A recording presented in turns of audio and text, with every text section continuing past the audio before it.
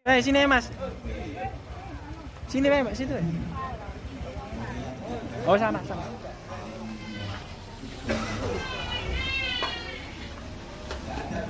Bismillahirrahmanirrahim. Pesanan ke Jakarta. Shop Serangga.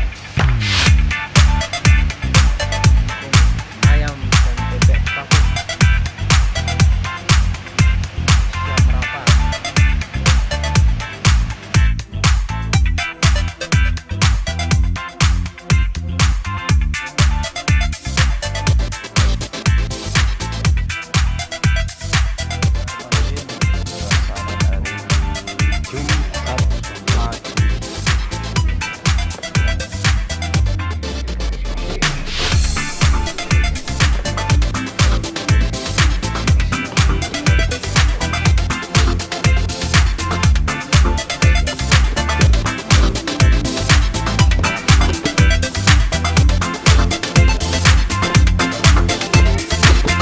Oke, semuanya.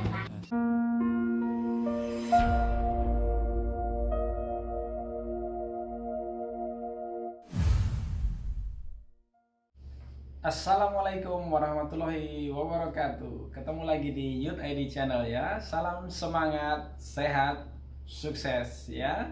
So, bagaimana? Sudah melihat slide video yang kita tampilkan ya. Jadi ini sekedar untuk penyemangat ya, untuk fresh energi, untuk memberikan atmosfer yang positif untuk teman-teman semua yang bergerak di dunia kuliner lebih bersemangat lagi, lebih bersemangat berkarya, dan kita bisa sukses sama-sama ya.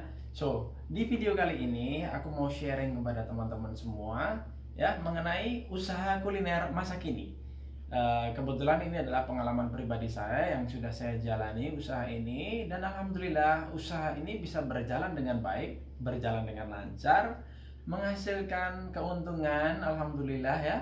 Dan yang paling penting atau paling istimewa adalah usaha tersebut sudah berjalan mandiri atau autopilot, dalam artian kita sebagai pemilik atau owner sudah bisa melakukan banyak hal lain di luar aktivitas daripada outlet tersebut, dan outlet tersebut bisa bergerak atau berjalan dengan standar kualitas yang tetap terjaga. Yuk, penasaran kan bagaimana operasional usaha tersebut dan bagaimana usaha tersebut disusun? Mari simak video berikut. Selamat ulang tahun Pak Lilis, semoga panjang umur, sehat selalu, lancar rezeki. So, jadi kita bahas tahap demi tahap di mana kita menyusun sebuah usaha ya. Dari saya rapikan menjadi 5 tahap penting yang bisa kita lakukan. Ini sudah saya rangkum di sini ya. Nanti saya bahas satu persatu untuk bisa dipelajari atau menjadi sharing untuk saya sendiri lebih belajar lagi, dan juga mungkin teman-teman buat teman-teman bisa memberikan manfaat. Jadi di sini yang pertama adalah menentukan jenis produk yang tepat. Apa itu produk yang tepat, teman-teman? Jenis usaha kuliner saat ini sangat beragam, sangat bervariasi jenisnya ya. Jadi kalau kita mau bergerak atau membuka suatu usaha kuliner yang masa kini, pastikan produk tersebut adalah produk yang tepat. Tepat dalam artian pertama, mempunyai ciri khas, tentunya ciri khas yang positif ya. Yang kedua, produk tersebut adalah bisa distandarisasi. Distandarisasi dalam artian kita harus bersiap kalau usaha tersebut itu akan ada cabang. Jadi si produk tersebut bisa diformulasikan menjadi sebuah produk yang bisa diproduksi secara massal. Lalu yang kedua adalah harus bisa dibuat sebuah bumbu dasar, di mana itu nantinya bisa diaplikasikan oleh karyawan. Dan yang ketiga adalah dibuat panduan yang jelas mengenai bagaimana penggunaan daripada bumbu dasar atau base daripada produk tersebut, jadi mudah diaplikasikan oleh karyawan yang menggerakkan atau menghandle operasional outlet kita ya, seperti itu. Selanjutnya yaitu yang kedua adalah yang tidak kalah penting adalah pembuatan standar resepi atau standar resep ya. Standar resep ini menjadi rahasia oleh seorang pengusaha atau seorang owner, di mana usaha tersebut itu akan semakin hari akan semakin berkembang. Dari yang pertama tadi kita sudah menentukan produknya ya, sudah produknya ketemu dan sudah mempunyai ciri khas, lalu kita patenkan resepnya, dan resep tersebut wajib hanya dimiliki oleh pemilik itu sendiri atau anggota keluarga ya. Dan pastikan resep tersebut adalah berupa timbangan pasti, sudah ada timbangan pastinya, yang mana pada saat aplikasinya atau operasionalnya nanti kita menyiapkan bumbu paste, dan untuk karyawan yang melaksanakan, mereka nanti akan menggunakan resep dari kita, resep asli yang sudah berupa paste. Jadi tim kita, karyawan kita di operasional itu akan menggunakan bumbu dasar atau paste yang sudah kita ramu menjadi satu paduan. Itu yang akan menjadi ciri khas atau rahasia daripada produk kita. Jadi produk kita tetap aman, kualitas terjaga, dan resep pun tetap terjaga atau tersimpan dengan aman.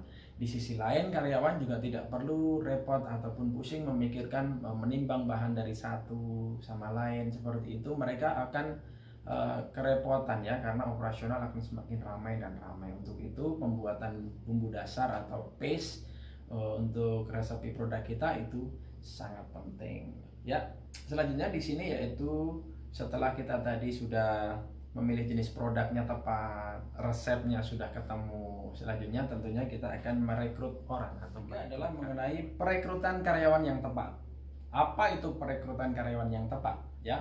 Perekrutan karyawan yang tepat ini adalah tentunya berbagai aspek sesuai dengan kebutuhan kita. Tahap pertama pastinya harapan dari semua owner adalah kita mendapatkan seorang yang jujur dan amanah. Itu sudah pasti harapan kita. Namun tidak dipungkiri di dalam perekrutan pun membutuhkan ketelitian dalam kita untuk mendapatkan seorang karyawan ya. So, tips-tipsnya apa sih merekrut karyawan? Itu juga harus kita pelajari. Salah satu hal simpel yang sudah saya alami adalah pertama, lakukan masa probation atau masa training minimal 1 bulan, maksimal yaitu 2 bulan ya. Dari situ kita akan melihat komitmen daripada karyawan tersebut, bagaimana dia melakukan pekerjaannya.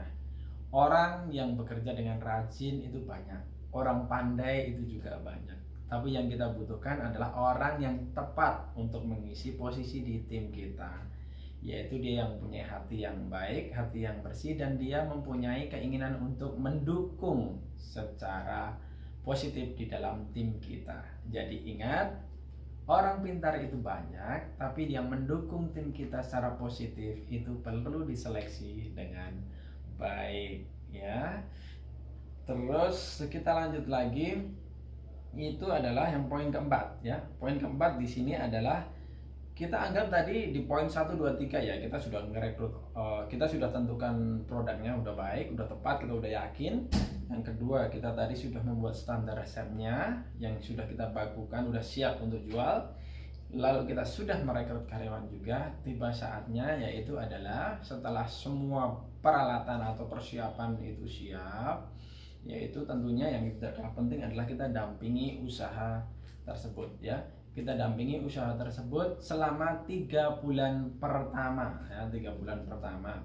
Dalam 3 bulan pertama itu perlu kita dampingi secara menyeluruh, dari A sampai Z ya. Di situ apa fungsi pentingnya adalah kita mengajak tim kita betul-betul untuk bisa memahami outlet tersebut, tidak hanya melaksanakan standar resepinya, tapi bagaimana menghadapi situasi-situasi yang terjadi, pesanan A, pesanan B, pesanan C, situasi ramai, situasi sepi, itu harus bagaimana, itu penting dalam pendampingan selama 3 bulan pertama. Contoh, pada saat ramai kita harus seperti apa, pada saat kita sepi itu harus seperti apa. Sepi dalam artian itu tidak bekerja, itu tidak, tapi ada hal-hal menarik. Pada saat kita sepi, kita bisa melakukan produksi untuk hal-hal yang bisa digunakan untuk keesokan harinya. Ya, itulah yang disebut dengan tim efektif ya. Dengan memiliki tim yang efektif, kita bisa melaksanakan atau menjalankan operasional ini dengan baik. Dan jangan lupa selalu sisipkan waktu untuk mengingatkan teman-teman atau tim kita untuk beribadah sesuai dengan agama dan kepercayaan mereka ya. Ingatkan untuk sholat 5 waktu bagi yang beragama muslim, dan hargai untuk hari-hari beribadah untuk teman-teman kita yang non muslim juga sesuai dengan kepercayaan dan agamanya masing-masing, seperti itu. Nah, setelah 3 bulan pendampingan, 3 bulan berikutnya adalah masa untuk uji coba. Apa itu uji coba? Uji coba itu adalah kita mulai satu tahap lebih mundur dari operasional, dan kita membiarkan tim kita maju satu langkah. Itulah di masa kita switch sama karyawannya. Mereka maju satu langkah lebih kuat, lebih kokoh, lebih yakin dan berani, dan kita lebih mundur satu langkah sambil mengawasi mereka ya. Nah, setelah 6 bulan atau 3 bulan berikutnya, dalam artian sudah operasional 6 bulan, disitulah saatnya kita melepas outlet kita menjadi outlet yang mandiri ya. Dengan catatan kita sudah harus kuatkan mengenai kontrolnya, kontrol harian, mingguan, dan bulanan ya. Nanti untuk kontrol bulan hariannya seperti apa, dengan sistem apa dan sebagainya, itu nanti akan kita sharing berikutnya di video-video berikutnya ya. Nanti kita akan bahas lagi mengenai bagaimana mengontrol outlet jarak jauh, bagaimana mengecek laporan harian dan sebagainya, dan mengawasi operasional di outlet.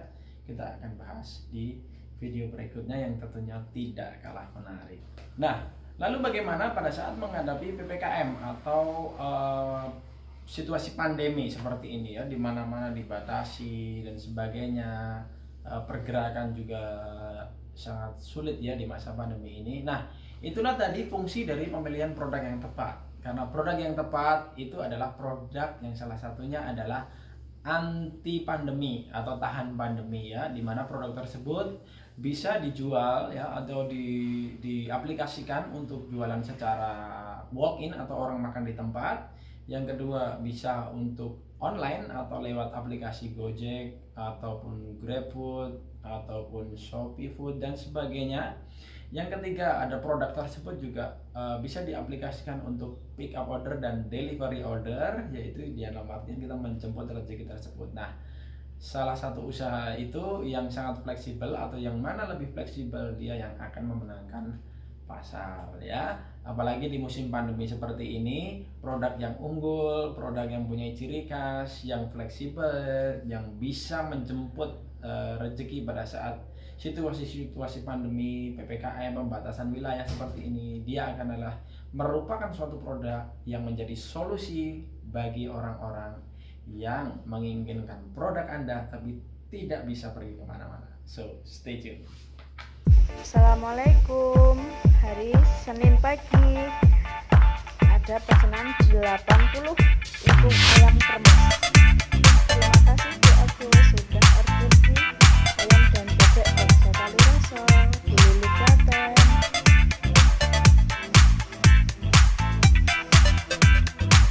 So, sampai di sini dulu video kali ini ya. Saya harap atau kami dari tim berharap Anda dari video ini lebih bersemangat ya, mulai mendapatkan gambaran atau sedikit gambaran mengenai usaha kuliner, dan tentunya menambah semangat untuk Anda semua. Dan untuk teman-teman yang ada pertanyaan atau hal yang perlu disampaikan, silahkan komen di kolom komentar. Dan jangan lupa yang belum berlangganan, dukung channel ini dengan klik tombol like, subscribe, dan tentunya nyalakan loncengnya untuk selalu mendapatkan notifikasi dari video-video yang menarik dari Youth ID Channel. Sekian, wassalamualaikum warahmatullahi wabarakatuh.